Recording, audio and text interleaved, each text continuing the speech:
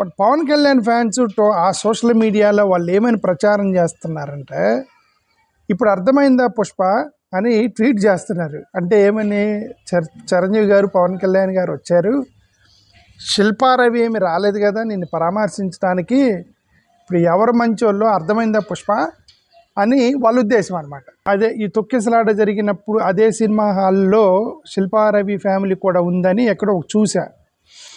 అయి ఉండొచ్చు, వాళ్ళు కూడా ఉన్నారంటే వాళ్ళు కలిసే ఉన్నారా ఆ థియేటర్లో అని అర్థం. ఓకే, సింపుల్ లాజిక్ మిస్ అవుతుంది. ఏంటంటే పవన్ కళ్యాణ్ ఫ్యాన్స్ చిరంజీవి గారు ఇప్పుడు ఎందుకు అల్లు అర్జున్ దగ్గరికి పోయారు? ఎందుకు? తన భార్యకి సంబంధించిన కుటుంబం కాబట్టి పోయారు కదా. ఏంటి పవన్ కళ్యాణ్కి అల్లు అర్జున్కి సంబంధం ఏంటి? చిరంజీవి గారికి అల్లు అర్జున్కి సంబంధం ఏంటి? అల్లు అర్జున్కి నాగబాబు గారికి సంబంధం ఏంటి?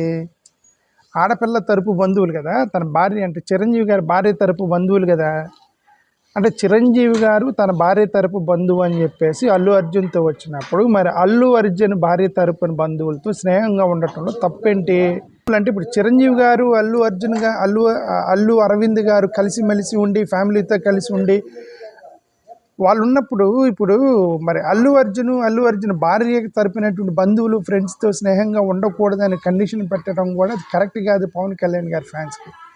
ఇట్స్ ఓకే, అల్లు అర్జున్ ఏమి రాష్ట్రం మొత్తం పవన్ కళ్యాణ్ ఓడించి జగన్ గెలిపించండి ఆయన ఏం ప్రచారం చేయాలి.